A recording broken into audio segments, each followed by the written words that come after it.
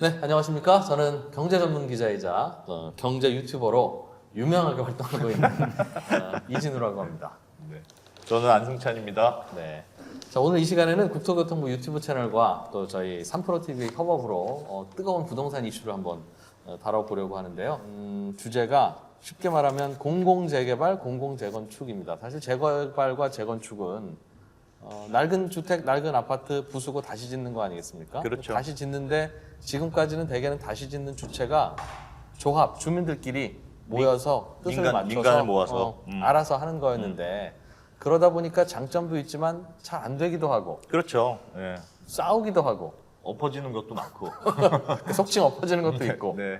그러다 보니 공급이 잘 안 되기도 하고 두 번째로는 그동안 여러 이유로 또 서울시에서는 재개발, 재건축에 대한 규제들이 있어서 잘 안 되고 있었는데 갑자기 좀 속도를 내려고 하니까 이 속도를 좀 내려면 뭔가 공공이 개입해서 하는 게 좋겠다. 네. 어떻게 되고 있는지 네. 많은 분들이 이런 공급 대책이 과연 주택 공급에 효과가 있겠느냐 그 의구심 갖고 있는 분들도 있고 실제로 어떻게 진행되는지도 궁금하고 해서 오늘은 국토교통부의 담당 공무원 두 분 직접 모셨고요. 그리고 실제로 이 사업을 요즘 진행하고 있는 주민분들도 예. 직접 모셨습니다. 주민분들부터 제가 그럼 소개를 먼저 좀 해드릴까요? 네. 은평구 증산 4구역에서 박홍대님 나오셨습니다. 안녕하십니까? 반갑습니다. 예. 옆에 계신 분은 영등포구 신길 2구역에 있는 주민분이세요. 김명희 선생님 어서 오십시오. 안녕하세요. 네. 그리고 서대문구 고은산 서측구역이라고 하네요. 최상홍님 나오셨습니다. 안녕하십니까. 네. 네. 매우 어색하죠 분위기 지금. 아니 그 희한한 티셔츠를 입고 오셨네요. 김명희 선생님. 예. 희한한 그건 티가 아니고 뭡니까? 재개발, 3080 플러스. 예, 재개발 저희 지역에서 진행하고 있는 재개발 이름입니다. 아, 그걸 다 명칭입니다. 입고서 이제 이번에 주민 동의도 받으시고 하신 거예요? 예, 그렇죠. 예. 아, 열의가 대단하시네요. 예, 예. 3080. 이게 뜻이 뭔가요? 3080이? 서울에 30만 호, 전국으로 80만 호를 공급하겠다는 정책입니다. 저분이 공무원 같아요. 공무원이신 줄 알겠어요. 예. 그리고 저의 오른쪽 여러분이 보시기에는 왼쪽에는 국토교통부의 이 사업을 담당하고 계신 분입니다. 전인재 과장님 그리고 최승현 사무관님 두 분 나오셨습니다. 어서 오세요. 안녕하십니까. 두 분이 주민 같으십니다. 전인재 과장님은 얼굴이 까맣게 타신 게 진짜 막 동의 받으러 다니시는 그러니까요. 흔적이 있어요. 그러니까요. 오히려. 저희도 저 티를 좀 맞춰 입고 싶습니다. 오늘은 그래서 저희가 궁금해하는 내용들 좀 여쭤보려고 하는데 일단 공공재개발이라고 우리는 그냥 부르는데 뭐 조금 뭐 이름이 다르기도 하고 종전에 우리가 일반적으로 알고 있는 재개발 재건축하고는 어떻게 다른지 그런 걸 먼저 좀 설명을 해주시죠. 네, 간략하게 말씀드리면 저희가 이사 대책으로 그 서울 같은 도심에 가용지를 최대한 찾아서 공공에서 신속하게 이제 주택을 공급하려고 하는 대책을 발표했는데요. 예. 그게 이제 지역별로 유형이 좀 나눠집니다. 네. 그래서 역세권이라든가 저층 주거지라든가 중공업에는 도심 공공주택 복합사업이라는 게 적용되고요. 기존에 재개발, 재건축을 하던 정비구역에서는 공공정비사업, 그 다음에 재생 사업을 하는 구역도 있었잖아요. 그런 데는 이제 주거재생혁신지구라는 사업이 또 만들어졌습니다. 또 그 밖에 뭐 소규모 재개발, 재건축 이렇게 네. 되게 스펙트럼을 여러 가지로 해서 네. 하여튼 남는 땅은 최대한 찾아보자. 이게 네. 이제 저희 네. 3080 사업의 기본 방향이었는데요. 기존 정비 사업과 가장 큰 차이점은 예. 저희가 민간이 하는 거하고 예, 차이점. 민간에 하던 정비 사업과 차이점은 저희가 단기간에 압도적인 물량을 빨리 공급하는 게 되게 중요한 상황이기 때문에 네. 공공에서 처음부터 참여해서 지원을 많이 해드리고 파격적인 도시계획적 인센티브 그리고 인허가 절차를 대폭 단축해서 신속한 사업 추진 이런 거를 이렇게 이제 사업 구조에서 처음부터 담아내고 있고요. 네. 뒤에 또 좀 더 상세히 설명드리겠지만 이 도심 사업이기 때문에 기존의 신도시랑은 다르게 네. 또 주민 동의를 가장 큰 전제로 하고 있습니다. 들어보니까 네. 저분이 공무원 맞죠? 갑자기 재미없어졌어. 조금 전까지 분위기 좋았는데.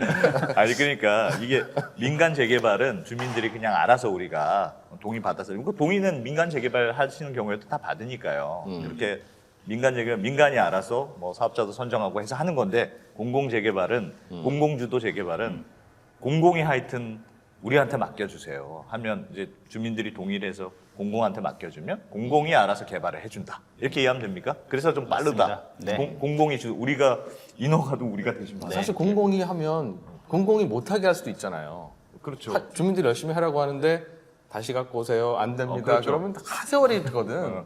그런데 이제 그거를 공공이 직접 참여하면 그거 빨리 단축해주고. 그건 빨리는 될 것 같아요. 그거는 공공이 될것 하니까. 같아요. 공공이 하니까 그거는 뭐 당연히 도장 찍어주는 될 사람이 것 같고. 공공이니까 네. 그건 뭐 빨리 되겠죠. 그동안 재건축 재개발이 잘 안 됐던 이유가 이렇게 계산하면 저렇게 계산하면 과연 이게 돈이 얼마나 남느냐, 뭐 분담금이 얼마나 들어가느냐에 따라서 이게 되기도 하고 안 되기도 하는 게 있었는데 공공이 좀 더 용적률을 좀 더 높게 허가해주고 예. 더 많이 지을 수 있게 하고 그러면 많이 팔 수 있으니까 뭔가 그 사업성이라고 합니까? 주민들 입장에서는 남는 돈 내지는 부담을 좀 줄여주는 방식으로 계산을 달리해서 그래서 될 수 있게 만들어 주겠다는 것 같아요. 그거죠? 맞습니다. 네. 빨리 된다는 거 말고는 또 뭐 좋은 점이 뭐 있습니까? 빨리 된다는 거 말고. 사실 이제 민간 재개발이나 이런 것이 잘 안 됐던 게 네. 그 시간이 너무 오래 걸리고 그 사이에 갈등도 있었지만 사업성이 또 중요한 문제거든요. 그렇죠. 예. 재개발이라는 게. 근데 이제 민간 재개발 사업의 사업성을 이렇게 무조건 높여주면 그게 부동산 시장을 자극할 수도 있고 또 그밖에 이제 또 여러 가지 문제가 있을 수 있는데 이제 공공에서 하면은 그런 부분을 좀 어느 정도 컨트롤 가능하기 때문에 네. 사업성에 대한 인센티브가 좀 민간 재개발 사업보다는 훨씬 더 자유롭게 줄 수 있는 상황이라고 보고 있습니다. 그래서 인센티브가 굉장히 좀 파격적으로 들어가고요. 그러면 똑같이 이렇게 들쑥들쑥 할 수 있는 거 아니에요? 그래서 저희가 그 이제 법에서 6월 29일 이후 네. 매수자에 대해서는 아예 전부 다 현금 청산되도록 하는 강력한 또 조문을 넣어서 예, 그 부분은 좀 지금 차단이 되고 있습니다. 그러니까 이 동네 재개발 재건축 한대 그리고 인센티브 엄청 줬대. 그러면 와 저거 하나 사면 그렇죠. 돈 되겠다. 네. 그럼 얼른 못 사. 사러 가자라고 하고 그게 이제 걱정되는 건데 네. 죄송하지만 기간이 끝났습니다. 여기 그렇게. 이미 마감됐습니다. 그래서 그렇게 한다. 닫아버리고 닫아버리고 간다는 거죠. 그럼 살고 계신 주민들한테는 좋고 네. 새로 투기 수요가 들어오지는 못하게 한다 이런 거네요. 네네. 네. 대신에 그러면서 빨리 공급을 싸게 저렴한 주택을 빨리 공급해서 일반 또 분양을 받고 싶은 분들에게는 좀 혜택을 드리고 네. 그런 예, 목표가 있죠. 예. 사무관님도 뭐 말씀하셔도 괜찮죠? 예. 네. 그 궁금한 게 그렇게 해서 더 이상 사는 사람이 없도록 만들어 놓으면 이제는 여기 있는 분들은 뒤집어 말하면 팔 수도 없는 거잖아요. 그렇죠? 6월 이후로는 사봐야 어차피 현금 청산이면 아무것도 사러 오지 않을 거고 그 말은 거기 있는 분들은 야, 좀 팔려고 하는데 팔 수가 없네 라는 문제도 있을 텐데 이제 그 문제 때문에 우리는 동의 안 해요. 왜냐하면 동의하는 순간 그게 작동될 거고 작동되는 순간 팔 수가 없으니 뭐 한 6년 후든 7년 후든 아파트 올라올 때까지 기다릴 수 있는 분들은 뭐 합시다 하지만 저는 한 2, 3년 후에 이거 팔고 애들 장가 가는데 이거 보태주려고 하는데 이렇게 닫아버리면 저는 안 됩니다 하시는 분들 때문에 또 진행이 안 될 수도 있을 거고 그런 장단점은 있을 것 같은데 어떠세요?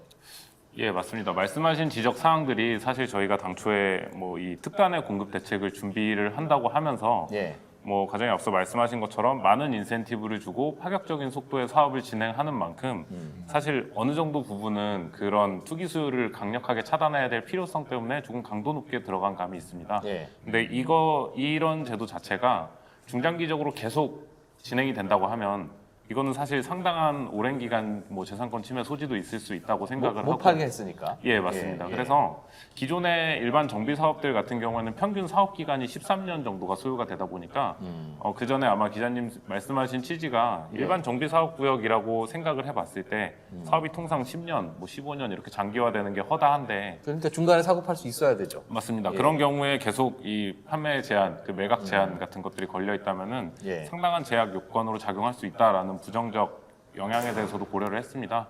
그래서 이번에 특단의 공급 조치라는 것 자체가 빠르게 공급을 하는 거에 방점을 두고 있는 만큼 신속히 공급을 하되 일정 기간 안에 사업이 진행되지 않으면 저희가 사업을 바로 무산시킬 수 있는 조치도 함께 담고 있습니다. 예를 들면은 저희가 뭐 사업 후보지로 지정하고 예정지구로 지정이 됐는데 주민들 동의 수준도 뭐 3분의 2 동의 그리고 토지의 절반 이상을 동의를 받아오는 기간을 한정을 해서 예. 1년 내에 그런 지구 지정, 그러니까 사업이 추진될 요건을 갖추지 못하면 자동적으로 사업은 무산되는 구조로 만들어 놓았고요. 그러다 보니까 사실 그러니까 1년 초반에 내에 3분의 2 이상 동의를 반드시 받아야 된다 이런 예, 거죠. 맞습니다. 3분의 2 이상 동의를 받으면 그러니까 토지주의 명단에서 3분의 2입니까? 아니면 전체 면적에서 면적의 3분의 2입니까? 그게 두 가지 요건이 다 들어가 있습니다. 전체 토지주의 수 기준으로 3분의 2 이상 동의를 해야 되고 네. 그것도 너무 이제 소규모 주택을 가지신 분들이 대규모 토지를 가지신 분들의 동의를 압도할 수 있기 때문에 예. 면적 기준으로도 절반 이상을 확보를 해야 된다고 절반 보겠습니다. 이상. 둘 다. 네, 예, 둘 두 다 가지 해당이 요건을 돼야 모두 돼요. 충족을 해야 되고 그런 것들도 이제 사업을 최대한 빨리 진행을 시키되 빨리 진행이 되지 못하는 것들에 대해서는 과감하게 저희가 뭐 엑시트할 수 있는 절차까지도 마련을 하고 있어서 그 주민분들이 단기적으로는 피해를 호소를 하실 수 있다고 보는데 네. 그것들이 장기화되고 이게 뭐 부정적인 우려가 확산되지 않도록 하는 장치도 함께 마련하고 그럼 그 구역으로 지정이 돼서 주민들 동의를 받아보니까 절반 이상 또 3분의 2가 동의가 됐어요. 그러면 그 동네 땅을 일단 LH에서 다 사가는 거죠? 예, 맞습니다. 뭐 정확한 명칭으로는 토지보상법에 따른 수용 이 사업 자체가 상당한 공익성을 갖추고 있다라는 판단하에 수용 제도를 활용할 수 있도록 하고 있고요. 뭐 그거를 이제 말씀하신 취지로 뭐 쉽게 설명을 하면은 공공이 토지를 매수하는 절차라고 보시면 됩니다. 그럼 매수했다가 나중에 다시 줍니까? 예, 맞습니다. 그 공공이 부지를 확보하는 절차에서 그거를 기존의 정비 사업은 관리 처분이라는 방식을 통해서 소유 관계를 전환하는 인가 절차를 하나 두고 있습니다. 이거 자체가 주민들이 자율적으로 사업을 구상을 할 수 있는 장점이 있는 대신에 단점은 하나의 절차가 더 들어가고 상당한 기간의 합의가 필요하기 때문에 이 부분에서 상당한 시간이 소요가 되었었거든요.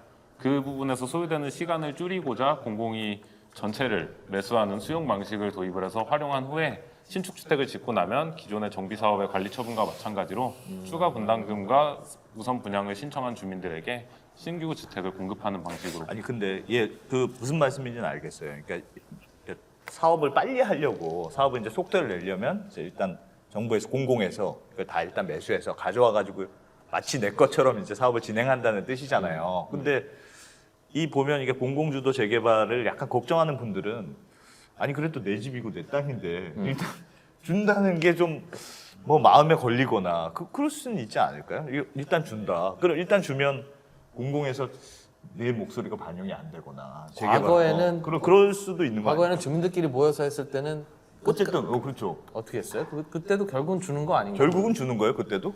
그 원래 재개발도 조합한테 조합한테는 네, 준다. 근데 이제 그죠. 그게 뭐 준다는 개념이 이제 네. 저희도 이게 사업을 하는 과정에서 이렇게 소유권이 넘어가는 걸로 되긴 되지만 실질적으로는 어떻게 보면 본인의 토지를 투자하는 개념으로 살짝 이렇게 투자를 했다가 그 가치만큼의 나중에 새 아파트를 돌려받는 이런 구조입니다. 그러니까 형식적으로는 이렇게 소유권이 한번 넘어가지만 실질적으로는 본인의 집을 이 사업에 잠깐 이렇게 했다가 아파트를 받는 구조고요. 그래서 실질적으로는 기존 재개발과 크게 주민들 입장에서는 다르지 않고 소유권을 넘긴다고 해서 공공에서 이거를 다 뭐 이렇게 임의로 사업을 진행하거나 하는 것은 아니고요. 저희가 사업 초기 단계부터 지금 저기 주민 대표분들도 계시지만 네. 이제 주민 협의체라는 걸 만들어서 그 가장 중요한 건설사 어디로 할지 민간 건설사 어디로 그게 할지 제일 중요하겠죠. 네, 그게 이제 그거는 브랜드가 맞습니다. 정해지는 거잖아요. 네네네 그렇죠. 그게 제일 중요하시기 때문에 그건 주민분들이 직접 뽑으시게끔 하고 있고요.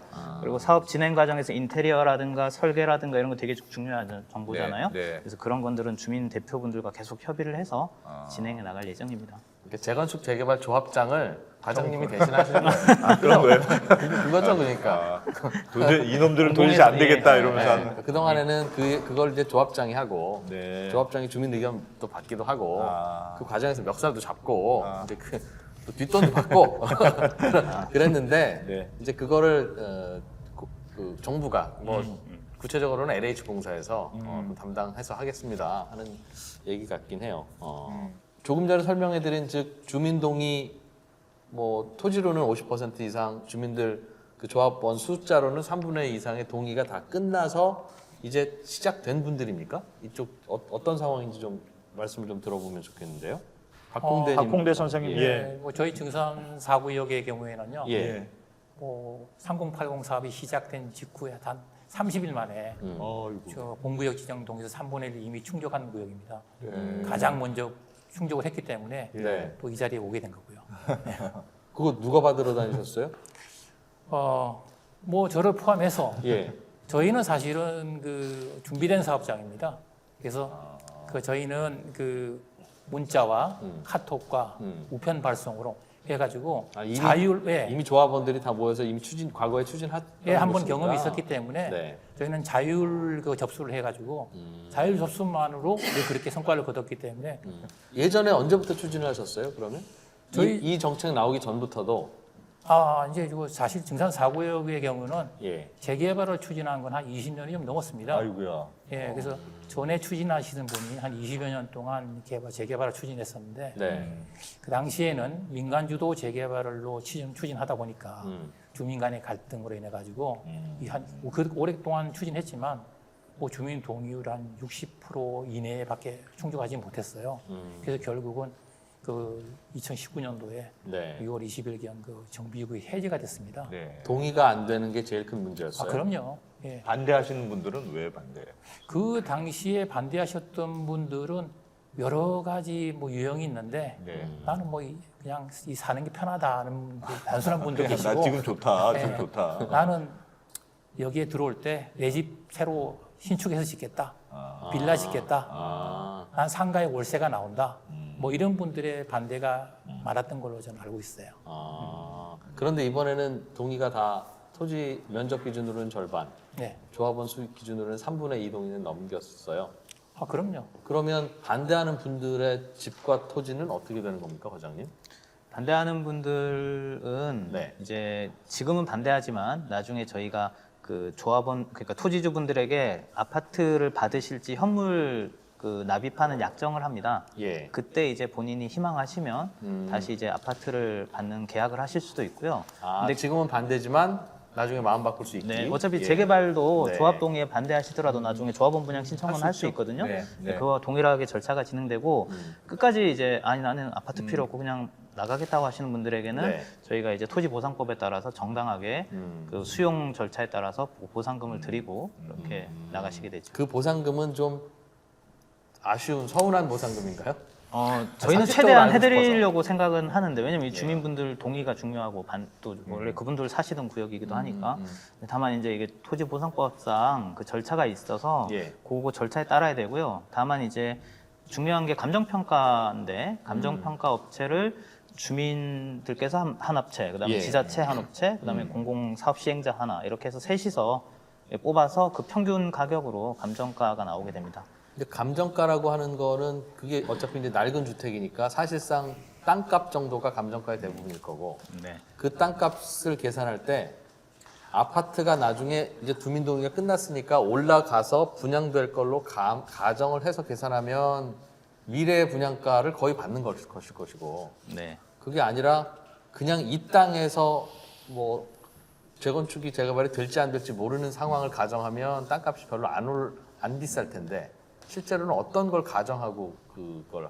감정평가를 하는 값이 나옵니까? 그 종전 자산을 평가하는 거기 때문에 예. 이제 종후에 사업을 끝나는 이후에 사업 효과까지 반영되진 않고요. 그렇진 않고. 예, 그렇진 않고 다만 걸로. 싸네, 이제- 싸겠네요.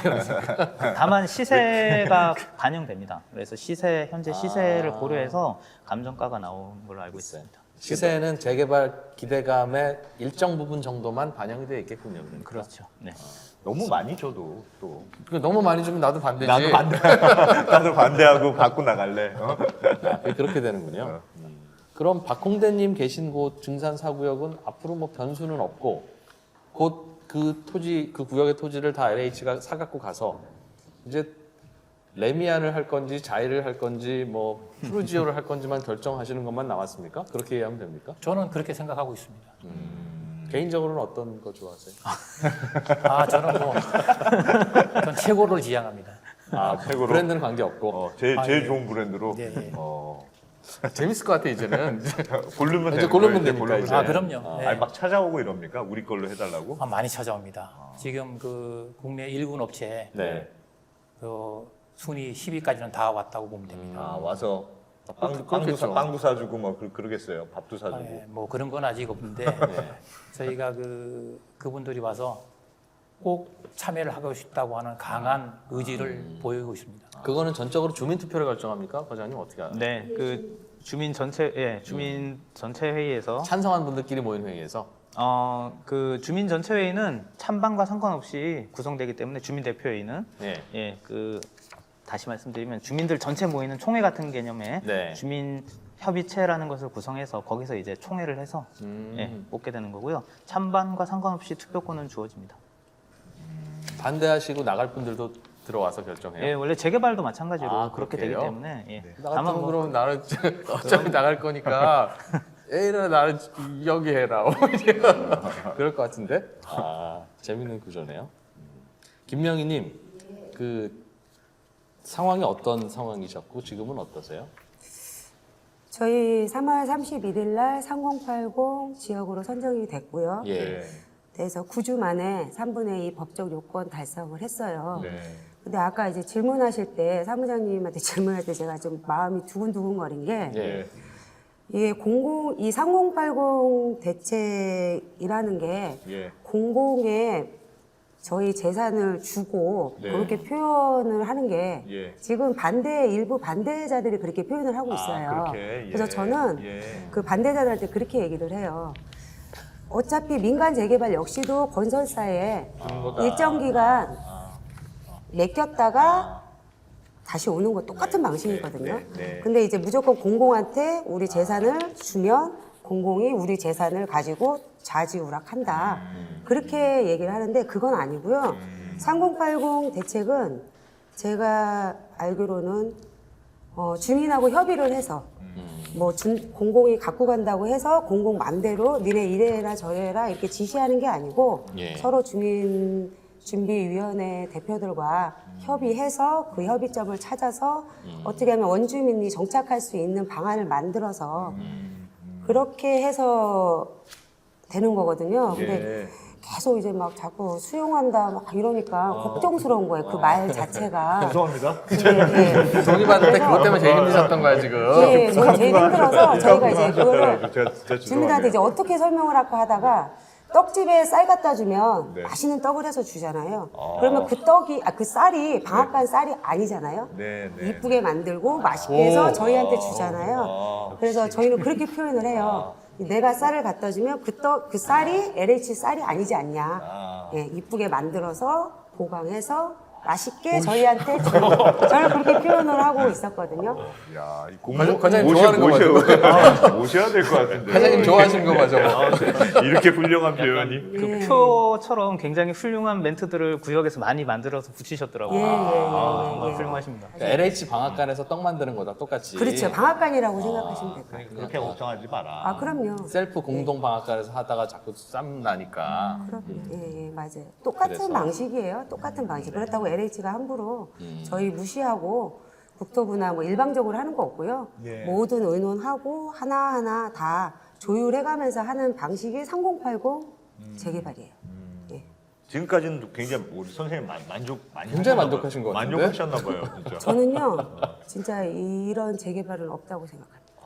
그 이전에는 어떻게 진행이 됐던 그러니까 거예요? 이전에- 마음이 어떤 상황이었는데 이전에는- 갑자기 좋아하세요?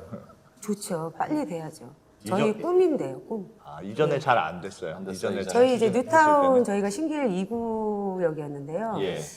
그때는 주민의 갈등이 너무 많아가지고 이제 월세 받고 뭐 그런 것 때문에 일단 재개발이 일단 무산이 됐고 첫째는 집행부를 불신을 하셨어요. 뭐 비리가 있다.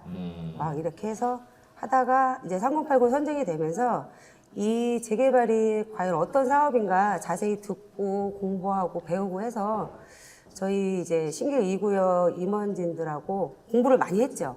해서 어떻게 하면 저희가 느낀 이거를 그대로 주민들한테 알릴 수 있을까? 첫 번째는 투명하고 신속한 게 최고 좋은 조건이고요. 네. LH가 LH 맘대로 뭐 한다고 뭐 반대하시는 사람들은 원래 말이 많잖아요. 그래서 그거에 대해서도 저희가 잘 설명하고 대응을 해서 저희가 이제 빨리 3080을 성공할 수 있었던 것 그 같아요. 전까지는 동의율이 안 나왔습니까? 좀 전에 그 박홍근님 동네처럼 그렇죠. 그렇죠. 동의율이 안 나와. 이번에는 다 됐어요 동의가? 예, 지금은 이제 그때가 벌써 10년이 넘어서 예.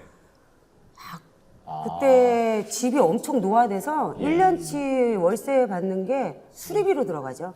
예, 수리비로 들어가니까 그냥 다 동의를 해주시고, 첫째는 재개발은 하고 싶으나 네. 이 재개발에 대해서 믿을 수 있냐 없냐, 그리고 LH가 주면서 뭐 공공 간판이 붙지 않느냐, LH한테 수용, 그 얘기 위험한 말이에요. 절대 수용 아니고요. 공식 용어 뭐라 그랬죠? 수용 그러니까 말고 잠시 뭐였죠? 맡겨놓은 거. 맡겨놓은 거. 선물 네, 선납이라고. 잠시. 이렇게 그러니까 선물 투자라고 생각하시면 됩니다. 선물 그럼요. 선납. 예, 그럼요. 저희 땅에 저희 집을 져주는데 아무 조건 없이 예? 모래도 걸어야 되잖아요. 그럼 저희 땅 잠깐 갖고 갔다가 맞습니다. 그래서 저희는 이제 방앗간으로 제일 어른들이 많으셔서 방앗간으로 표현을 했습니다. 그래도 신길 2구역 주민분들도 이 LH하고 정부가 들어왔다고 하니까 좀 투명하겠구나 이렇게는 많이 기대를 하신 그럼요, 모양이네요. 그럼요. 투명하겠구나라는 게 재개발 조합으로 하면 저 조합에서 뭐 좀 해먹겠지. 장난치거나 그런 건 없겠다고 아, 생각해요. 그렇죠. 그게 최고예요. 그래서 뭔가 뭉쳐지지 않는다는 거예요. 그렇죠. 그러니까 아예 재개발 반대하시는 분들은 민간이든 3080이든 다 반대예요. 근데 그 중간에 있는 분들은 네. 이거를 3080에 대해서 설명하고 이해시키면 누구든 이거 같이 좋은 재개발은 없다. 이렇게 판단을 하실 거라고 생각을 하고 제가 그렇게 느꼈고 예. 찬성하는 쪽이 60%가 넘었으면 이건 다시는 안 뒤집어지는 겁니까? 아니면 찬성하는 안 분도 뒤집어집니다. 찬성하는 분들이 마음을 바꿀 수는 없어요? 바꾸셔도 한두다고요? 저희가 더 설명을 해서 더 이해시켜서 절대 그런 일이 없도록 만들 겁니다. 저희는 요번에 꼭 해야 됩니다. 김명희님은 그 출마하셔야 돼요. 추진력이 대단하세요. 아니, 야. 그러니까 이론적으로는 마음이 바뀔 수도 있고 네. 그럴 수 있을 텐데 이 한 번 동기가 끝나면 다시 되돌릴 수는 없는 겁니까? 아니면 최종적으로 다시 한번 물어봅니까? 땅 내놓을 때 이제 뭔가 써야 될 거 아니겠어요? 예. 당연히 이제 동의를 하시고 나서 이렇게 좀 한 번 정도 마음이 바뀔 수 있기 때문에 철회할 수 있는 절차를 두고는 있는데 네. 그게 이제 저희가 예정지구 지정이라는 거를 이제 법 시행되면 9월쯤에는 이제 하려고 하는데요. 네. 예정지구 지정되고 나면 뭐 30일 이내 네. 이렇게 철회를 한 번 정도 할 수 있습니다. 예정지구로 지정되려면 60% 동의가 있어야 돼요? 예정지구는 뭐 동의 없이도 할수 있는데. 할 수 있는데 이제 지금 동의서 내신 분들 있잖아요. 네. 지금 이미 3분의 2 내셨는데 그런 데는 법 시행 전에 벌써 다 내신 되기 때문에 그럼 예정지구 지정되고 나서 네. 그때부터 동의가 돼야 이게 사업이 진행되는데 네네네. 동의는 예정지구 지정되고 나서 언제까지 받아야 됩니까? 1년 내에 아까 1년? 얘기한 대로 1년 내에 3분의 2 받아야 되는데 그거는 1년 주고 예.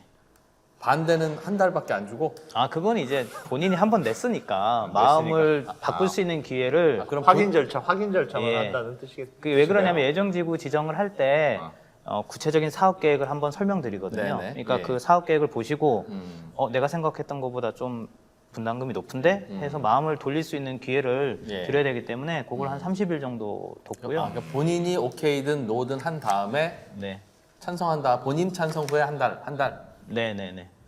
그리고 추가적으로 설명을 드리면 예. 그 내가 이 사업에 동의를 하겠다라고 하는 동의서를 제출한 거를 네. 그 내 동의를 무력화시키겠다라는 철회가 이렇게 가능하다라는 말씀을 드린 거고 예. 그거 외에도 예정지구 지정 후에 사업에 반대하시는 분들이 당연히 있을 수 있고 그 수도 변할 수 있죠. 맞습니다. 예. 그리고 우리는 이게 더 이상 장기화되는 게 싫다라고 하시는 분들이 있을 수 있기 때문에 예정지구 지정 후 6개월까지는 저희가 충분히 사업 설명을 드렸는데 당연히 모두의 각자의 이유로 반대하시는 분들이 있을 수 있거든요. 네. 그 반대하시는 분들이 반대 의견을 모으면 이 사업 후보지를 조기에 철회하는 장치도 두고 있습니다. 반대는 얼마나 모여야 돼요? 구역의 과반 이상만 반대를 하시면 저희가 더 이상 그 지역에 대해서는 사업 검토를 철회하는. 조합원 숫자로 과반 이상 반대하면 예, 맞습니다. 안 되는 거고 네. 찬성은 60% 이상 되면 가는 거고 3분의 2. 3분의 2. 네. 3분의 2. 예민한 문제니까 진짜 반대 의견도 듣는 절차가 있긴 있어야 되겠네요. 예, 맞습니다. 결국은 분담금이 관건일 텐데 도대체 내가 6년 후, 7년 후에 새 아파트를 받게 되면 내 집은 분담금을 얼마를 내야 새 아파트를 받을 수 있냐? 이 분담금은 언제 확정이 됩니까? 그리고 그게 바뀔 가능성은 없습니까? 분담금이 확정되는 거는 이 구체적인 건축 계획이 다 확정돼야지 되기 때문에 네. 공식적으로는 사업 시행 계획이 확정되는 시점이 돼야 됩니다. 예. 근데 그 시점은 뭐 지금부터 하면은 한 2년 정도 뒤에 확정이 되기 때문에 그걸 가지고 지금 동의를 하실 수는 없잖아요. 네. 그래서 저희가 초기 단계 이런 인허가 리스크를 줄이기 위해서 네. 그 지자체랑 협의가 되면은 사전 검토 위원회라는 걸 해서 사전 검토를 거친 그 사업 계획안을 먼저 만듭니다. 그래서 네. 거기서 추정 분담금을 다 만들어서 제시를 하려고 합니다. 이 과거에 추진됐던 민간 재개발은 언제쯤 그 분담금이 확정되는 거였습니까? 사실 민간 재개발은 이제 맨 뒤에 관리 처분 계획이 나와야지 예. 그때 확정이 되고요. 저희는 그거보다는 더 앞에 사업 계획인가 나면 확정이 되는 구조죠. 근데 민간 재개발도 더 어차피 뒤에 변수가 있다는 확정되지만 거죠. 예, 조합 설립 인가 때 이미 저기 추정 분담금을 다 알려주거든요. 네. 그 분담금이 바뀌는 건 무슨 변수 때문에 바뀌는 겁니까? 그냥 상식적으로. 제일 큰 거는 이제 최초에 생각했던 주택 공급하려고 했던 물량보다 네. 물량이 적어지면, 그러니까 즉 용적률이 낮아지면 인허가 과정에서 낮아질 수 있거든요. 그럼 내가 내야 되는 게 많아지. 예, 그러면 그렇죠? 이제 네, 이 분양 수입이 줄어드니까 네, 네, 본인들이 그렇겠죠. 내셔야 되는 게 많아지죠. 그런데 인허가 과정에서 용적률이 어떻게 될지가 감이 안 잡힌 상태에서 그럼 확정돼서 추진이 된다는 거예요? 그래서 저희가 그런 리스크가 있기 때문에 네. 그 인허가 권자인 지자체랑 음. 이제 사전에 협의를 합니다. 그쪽에 도시과랑 또 주택과랑 예. 또 전문가 이렇게 또 거기에 들어가는 위원들, 전문 위원들까지 같이 해서 예. 이 구역은 나중에 사업이 계략 용적률이 어느 정도 된다라는 걸 초기에 좀 설명을 검토를 해드려요? 해놓고 진행을 하려고 하는 겁니다. 그럼 그거 알고 우리는 찬반을 결정할 수 있는 겁니까? 네, 네. 주민들이? 네. 지금은 저희가 아직 구역별로 그 세부 사업 계획에 대해서는 설명이 안 들어간 상태고요. 네. 1단계로 제도만 일단 설명드린 상황이고 네. 그러면 이달 말이나 다음 달 초부터는 네. 구체적인 설명을 다시 한번 드릴 아, 겁니다. 숫자가 이제 그때부터 등장한다. 네, 네. 아직 아무데도 그 숫자가 나온 데는 없는 거구나. 네, 아직은 그까지는 안 가고. 원래 재개발 재건축 추진할 때는 숫자 안 보고 동의부터 먼저 확인하고 숫자를 깝니까? 서로? 과거에 민간이나 이번이나 그러면 안 될 것 같아서. 조합 설립 동의를 받을 때 추정 분담금 정보 같은 걸 좀 제공해 주고 있고요. 대략에. 예. 저희는 이제 이게 법이 아직 시행되기 전이다 보니까 네. 이런 걸 사전 준비를 하는데 좀 한계가 있어서 네. 계략적인 사업 구조만 가지고 일단 설명을 드렸고 예. 다만 이제 저희가 사업 구조를 설명드렸는데 이렇게 동의가 나올 리가 없잖아요. 그냥 네, 네. 그 얘기는 정부에서 발표한 사업이나 법에서 이렇게 들어간 사업 내용을 봤을 때 충분히 분담금이 낮아질 만큼 인센티브가 파격적이다. 이런 걸 반증하고요. 지금 저희가 지자체랑 협의하는 안을 보면 제가 여기서 아직은 구체적으로 말씀드리긴 어렵지만 네. 꽤 괜찮습니다. 이 정도면 충분히 동의 나올 만한 어떤 면에서요? 용적률이라든가 네. 또는 이제 용적률 인센티브도 저희가 기존 민간 재개발보다는 더 높고요. 높고. 예, 뭐 일종 상향 기본에다가 예. 또 뭐 거기에 기부 체납을 보통 해야 되는데 네. 기부 체납도 저희는 15%로 상한을 또 두고 잠깐 있고 홈쇼핑 기분이에요, 지금. 뭐 여러 가지가 있습니다. 예. 임대주택도 나고 뭐. 3종 세트. 네, 네. 세트. 아. 최상욱님, 네. 상황 좀 간단하게 어떤 구역에 어떤 상황인지 좀 전해주세요. 저희는 6월 23일 날 이제 5차 후보지로 발표됐는데 동의서 접수 15일 만에 주민동의 3분의 1을 달성했고요. 거기도 이미 진행된 건이 있거나 카톡방이 있었던 모양이죠? 저희는 2013년도에 정비 예정구역에서 해제되었고요. 예. 그 이후로는 2020년도에 한번 시도를 하다가 실패를 했었고 예. 이번에 다시 시도를 했었습니다. 근데 추진이 자체는 전혀 없었던 상태에서 네. 이제 워낙 제도를 잘 만들어 주셨기 때문에 주민 동의를 빨리 받을 수 있었습니다. 받아서 가자. 네, 네.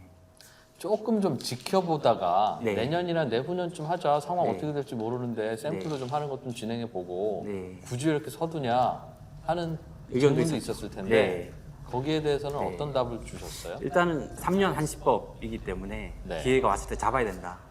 그 부분을 강조를 많이. 동의서 제출 시한이 3년 후까지 아니 그 특별법 자체가 3년 한시로 돼 있기 때문에 3년 동안 그럼 어디까지 진도가 나가야 되는 겁니까, 장관님? 사실 법적인 절차의 개시가 예정지구 지정이다 보니까 그 3년 내에 예정지구 지정 절차가 진행되면 되는데 네. 이제 말씀하시는 우려 사항들은 아무래도 모든 정책 사업들이 그렇듯이 초기에 발표한 사업들의 선도 사업에 역량을 집중할 수밖에 없는 구조입니다. 예. 그런 경험칙적인 그 판단 하에 주민분들께서도 그렇고 초기에 사업에 참여를 해야 한다라는 의지가 굉장히 높으시고요. 그러니까 1호가 돼. 1호나 2호나 뭐 하여튼 초창기에 돼야 하여튼 정부에서 더 신경 써줄 것이다. 이런 기대감이 있는 거네요. 아니면 마감 때까지만 하면 되잖아요.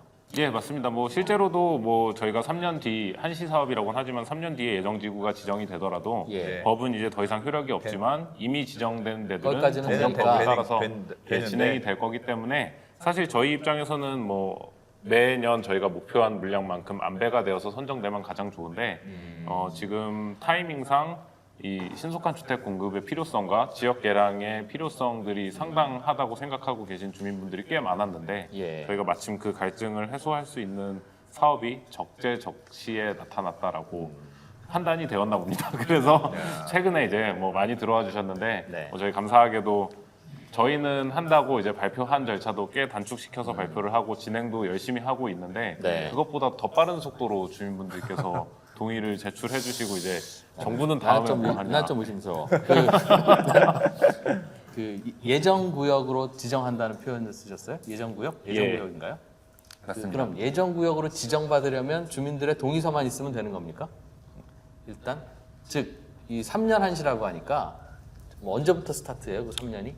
그 법적인 내용들로 설명을 드리면 예. 예정지구 지정이라는 것 자체는 사실 법상 표현으로 예정지구 지정은 아닙니다. 근데 이 사업이 추진될지에 대해서 주민 동의를 받기 전에 어떤 구역에 어떤 사업이 추진되는지를 미리 알려줄 필요가 있습니다. 예. 그래야 주민분들께서도 우리 지역에 어떤 사업이 추진되니 여기에 동의를 해야지 말아야지 판단하는 네. 절차가 필요하고 예. 그거를 이제 주민들께 이 지역의 사업을 검토하고 있습니다라는 공람 공고가 진행될 겁니다. 그 공람 공고일을 기준으로 저희가 예정지구가 지정되었다라고 표현을 하고요. 그때는 우선은 법상으로는 주민 동의를 요구하고 있지는 않습니다. 근데 다만 주민들 중에 일부 내지는 지자체의 추천으로 여기도 한번 검토해봐 주세요. 예 맞습니다. 해서 그래요 그럼 하고 이런 겁니다라고 정부에서 공람을 하는 서류를 갖다 주는 그 시점. 예, 정부에서 이제 여기에 대해서 사업을 추진할까 검토를 합니다라고 대외에 공표하는 시점이 있는데 그때를 그게- 예정지구 지정이라고 봅니다. 그게 언제부터 3년까지 해야 되는 겁니까? 그게. 지금 법 시행이 9월 21일로 예정되어 있습니다. 올해? 예. 예. 그래서 올해 9월 21일부터 3년 동안 법이 한시적으로 운영될 예정입니다.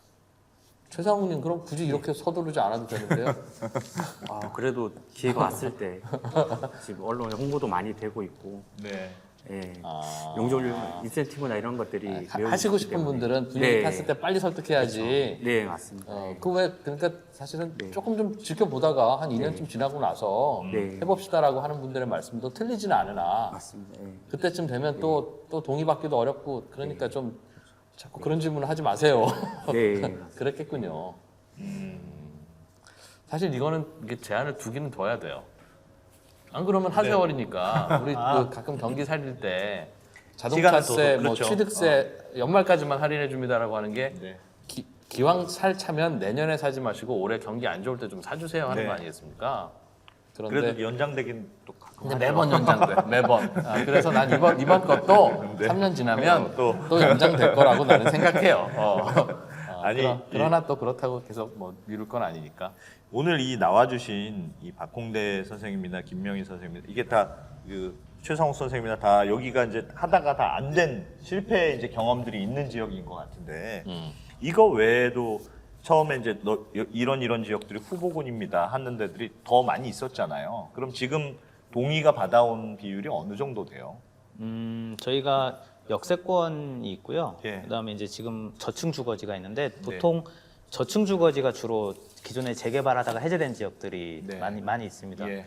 근데 지금 선정된 후보 비율을 보면 역세권이나 저층 주거지가 한 반반 정도 되고요. 동의율 확보도 사실은 역세권도 굉장히 빠릅니다. 그래서 역세권에도 꽤 동의율이 높고 저층 주거도 꽤 동의율이 높은 상황입니다. 다만 이제 중공업지는 좀 대상도 적고 물량도 적은 상황이고요.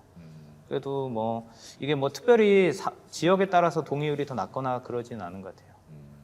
역세권과 저층 주거지로 나누시는군요. 예, 크게는 그렇게 그 나와요. 역세권은 민간 재개발도 가능한 지역으로 보통 보잖아요. 위치도 좋고 하니까. 그런데도 여기 이 공공주도 재개발에 참여하는 분위기다. 네, 그렇게 이해하면 그렇죠. 됩니까? 역세권 저층 주거지도 민간 재개발 원래 해제된 지역들이니까 또 민간 재개발 많이 되거든요. 네. 그리고 역세권도 입지가 좋아서 뭐 민간 재개발 아니라 그냥 개인이 빌딩을 올릴 수도 있고 네. 뭐 이런 소규모 사업들도 할 수 있는데 네.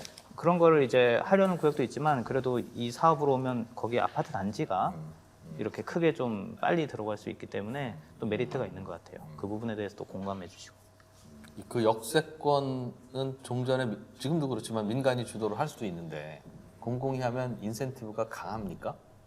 역세권 같으면 아까 3종 세트 얘기했잖아요. 좀 더 강합니다. 얼마나 그게, 강한지. 그게 이제 저희가 주택 공급을 할 수 있는 네. 최대한 좀 많이 넣자는 거잖아요. 지금 네. 주택 3080 대책이. 그래서 역세권 같으면 용도 지역을 준주거까지 올리게 되고 그러면- 준주거로 올라가면 용적률이 700%입니다. 아. 보통은 얼마인데요? 아파트 단지가 이제 좀 요즘 재건축되는 게 네. 그냥 재개발 구역이 재건축되면은 재개발 구역의 아파트를 하면 250% 정도. 예. 그다음에 강남에 아파트를 재건축하면 보통 300%이 정도가 예. 맥스인데요. 네. 저희는 이제 준주거로 바뀌면서 용적률을 최대 700%까지 올리니까 굉장히 고밀 개발이 가능하게 된 장점이 있죠. 한 동을 똑같이 더 올리는 거네 그럼. 그럼 엄청 300짜리가 예, 700이 되면 똑같은 거 올리고 한 번 더 올리고 조금 더 올릴 수 있는. 아니 제가 그런 얘기죠. 자꾸 이 프로랑 네. 같이 있다 보니까 의심이 많아져가지고 지금 아니 그러면 얘기를 들어보면 너무 좋은 것 같은데 정부에서 왜 이런 걸 자꾸 해주려고 그래요? 왜 3080 플러스 이런 걸 왜 열심히 예. 해야 될까요? 민간이 해주면 되는데 사실 정부에서 이제- 왜 이걸 열심히 해야 될까요? 저희가 꼭 드리고 싶은 말씀이기도 한데 네. 저희가 이 사업을 하는 목적은 예. 가장 큰 이유는 하나입니다. 빠른 주택 공급. 빠른 주택 공급. 빨리 그래서 뭐 이 사업을 통해서 정부가 뭐 임대주택을 많이 공급하거나 아니면 뭐 어떤 공공기관이 수익을 가져가거나 이럴 생각은 전혀 없어요. 저희는 주택 공급을 빨리 해야 됩니다. 그래야지 시장 안정이 기여할 수 있는 상황이기 때문에 네. 그래서 주민 동의도 빨리 받아야 되고 이 사업이 도심 사업이기 때문에 또 기존의 재개발의 가장 큰 문제점이 원주민들이 거기에 다시 못 들어가고 네. 이렇게 분담금이 높으니까 이렇게 내몰림이 있었는데 그것도 좀 막아야 되고요. 근데 기존 재개발의 인센티브를 그냥 준다고 해서 주택 공급이 빨리 되는 게 아니고 또 그런 내몰림을 막을 수 있는 것도 아니고 오히려 시장 과열의 우려도 있고 또 사업성이 좋을수록 그 다음에는 이제 투기가 더 붙는 거잖아요. 그래서 이제 저희가 공공에서 이걸 해서 내몰림도 좀 최소화하고 그 다음에 좀 신속하게 사업을 갈등 없이 빨리 하려고 하는 겁니다. 주택 공급을 최대한 빨리 많이 하겠다는 게 가장 큰 목적입니다. 정부에서는 그 주택 공급이 최우선 목표이기 때문에 네. 최대한 주택 공급을 많이 하기 위해서 그 주민분들의 동의가 필요합니다. 그래서 저희는 사업 구조를 처음부터 짤 때부터 어떻게 하면 주민들이 동의를 잘 하실 수 있을까? 이게 일단 첫 번째 목표였고 인센티브 많이 주시면 예, 되죠. 인센티브를 많이 드리는 거고 다만 이제 이게 또 공공사업이기 때문에 공익성을 확보해야 되는데 그 그럴 공익성이라는 것이 뭐 기여금을 많이 받거나 기부 채널 많이 받는 그런 공익성이 아니고요.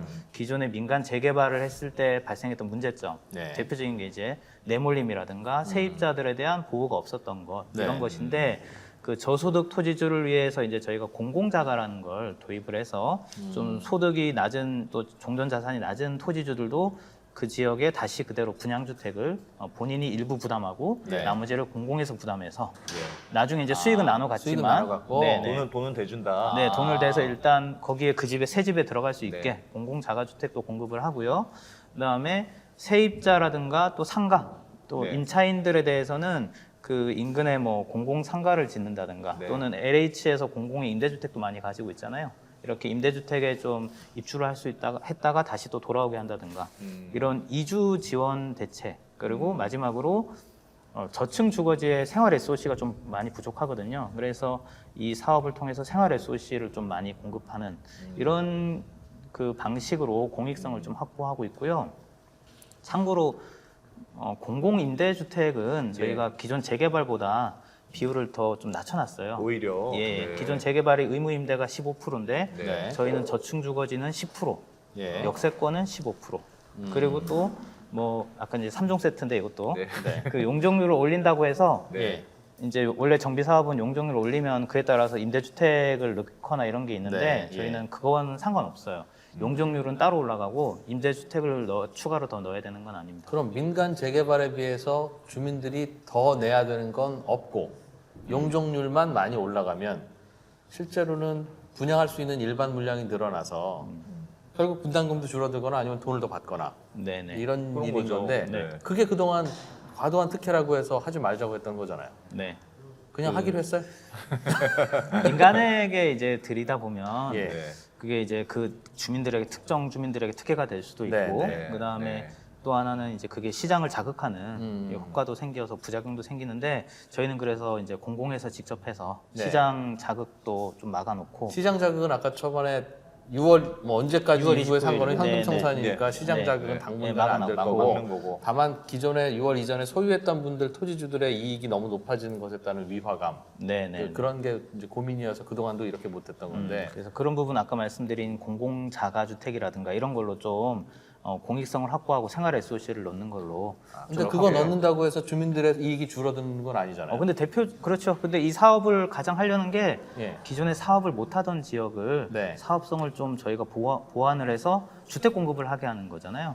그거 자체가 이제 일단은 공익성이 있기 때문에 신속하게 주택 공급이 되도록 사업성을 보완해 드리는 게 이제 중요한 부분입니다. 그러니까 과거에도 당연히 용적률 700 주고 많이 주면 주택 공급이 막 됐겠죠. 그러나 과도한 이익을 가져가는 거라는 사회적인 문제 때문에 그렇게 못했던 건데 네. 결국 주기로 한 거네요. 그러면 그로 인해서 주택 공급이 잘 될 테니까.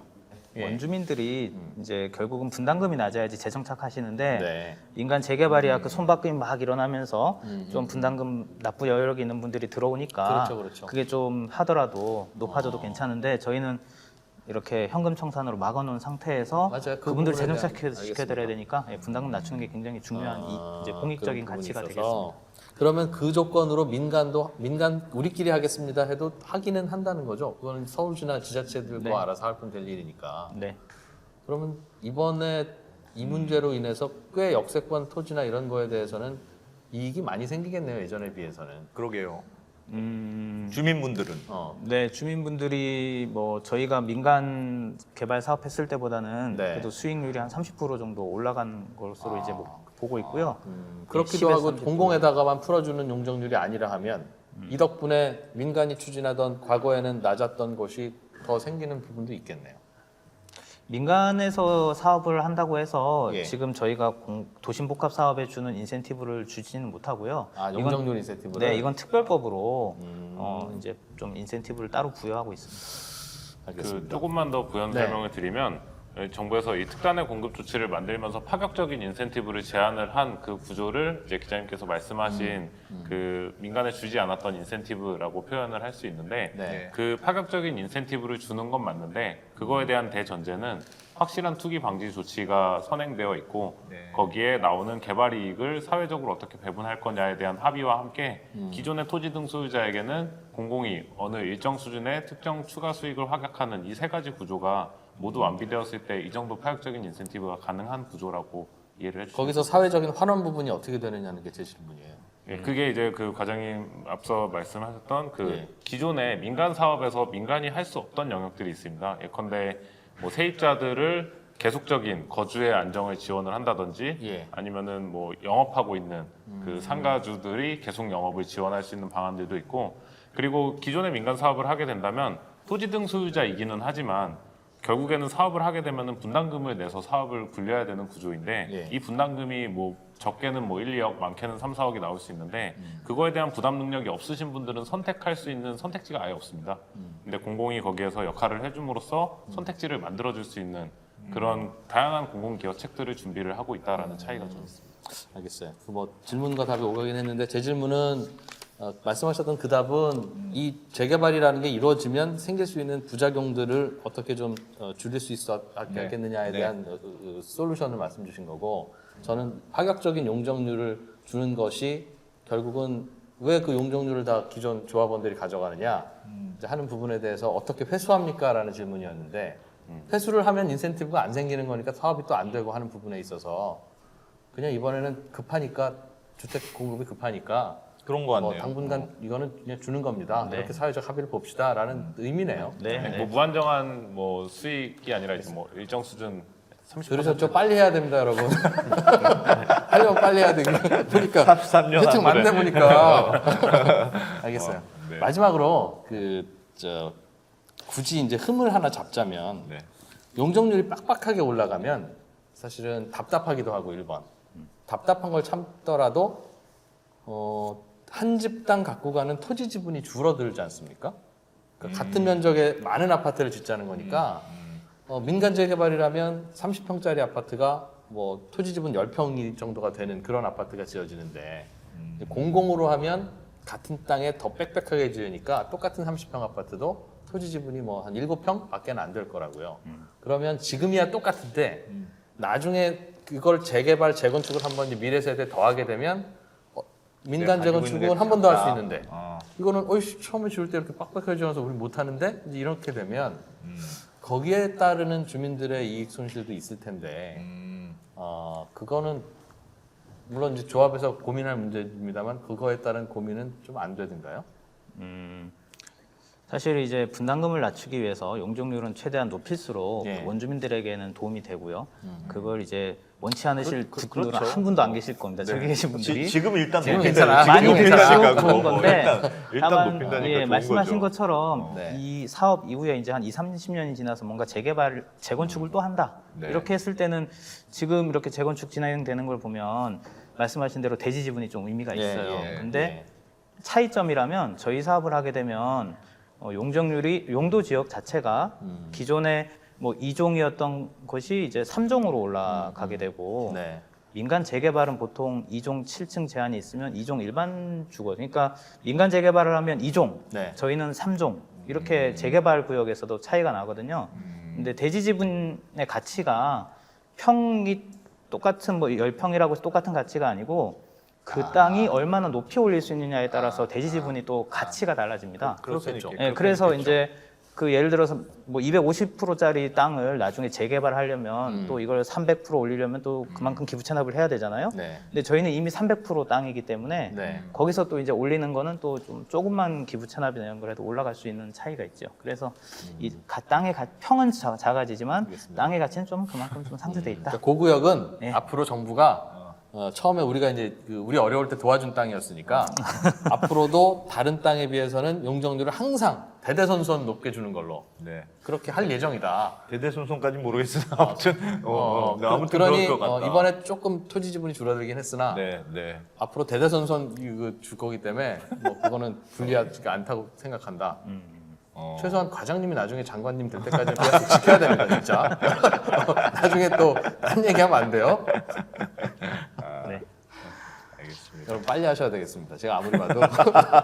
근데 이 토지 지분 이 문제는 좀 고민거리이긴 한데 네. 뭐 조합은 아니 근데 원래 제가 오기 전에는 사실은 좀 이렇게 이렇게 그 주민분들도 말씀하시지만 약간 부정적인 의견들도 일부 좀 있더라고요. 예, 사실 좀 예. 걱정된다 이런 의견들도 있는데 저도 뭐 들어보니까 뭐 괜찮은 것 알겠습니다. 같은 생각도 들고 그러네요. 저희가 이 백브리핑 시간에 부정적인 의견들 좀 쌓이면 네.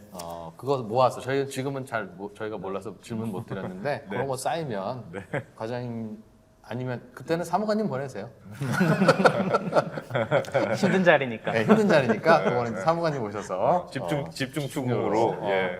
답 해주시는 걸로. 근데 그런 거 해주셔야 네. 또 안 되는 건 안 되고 그렇죠. 또 단점은 단점이고 장점은 장점이다 해야 이게 비교가 되지. 이거 뭐 이렇게 이러고 있다고 이게 해결되겠어요? 사무관님 그때 한번 나와주세요. 예, 알겠습니다. 야 이렇게 섭외를 하나. 제 질문은 그런 인센티브를 줄 거면 공공만 하는 것만 줄 게 아니라 어차피 주택 공급이 목적이면 공공이 하는 것도 이렇게 드릴 건데 지금은 급하니까 여러분들이 알아서 하셔도 드릴게요라고 똑같이 주는 건 어떠냐에 대해서 그럼 이거는 너무 민간이 다 가져가는 토지주가 너무 많이 가져가는 게 아닙니까? 이제 이런 말씀 주셨어요. 네. 그러면 공공 재개발 같은 경우에는 그 용적률을 많이 높게 줌으로써 생기는 그 개발 이익을 어떻게 나눠 갖길래 너무 많이 가져가는 게 아니다라는 얘기를 할 수 있느냐? 아니 제가 이 추가로 더 말씀 예. 딱 듣기에는 임대주택이 많아지는 건가 이런 생각도 들죠. 그렇죠, 결국은. 예. 공공성이 들어갈 테니까. 또 그렇다 보면 추진하는 주민들 입장에서는 뭐야 별로 도움도 안 되네. 네. 우리가 돈 좀 많이 벌려고 용적률 높이는 건데 빽빽하게만 지어놓고 다 뺏어가네 라고 또 생각할 수도 있을 거라서 네. 그 스위트 스팟을 어떻게 찾았는지 좀 궁금합니다.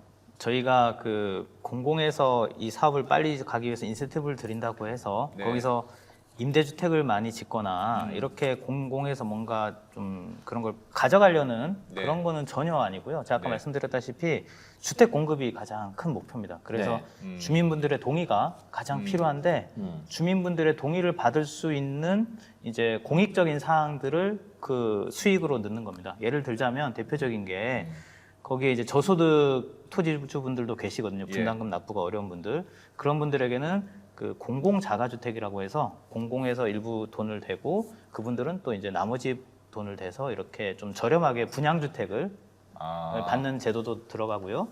그다음에 또 거기에 원래 세입자라든가 그러니까 분담금을 나라에서 대준다 그런 뜻입니까? 저소득일 경우엔? 예, 그러니까 LH하고 예. 그 토지주가 예를 들면 반반 이렇게 조합원 분양가를 내는 거죠.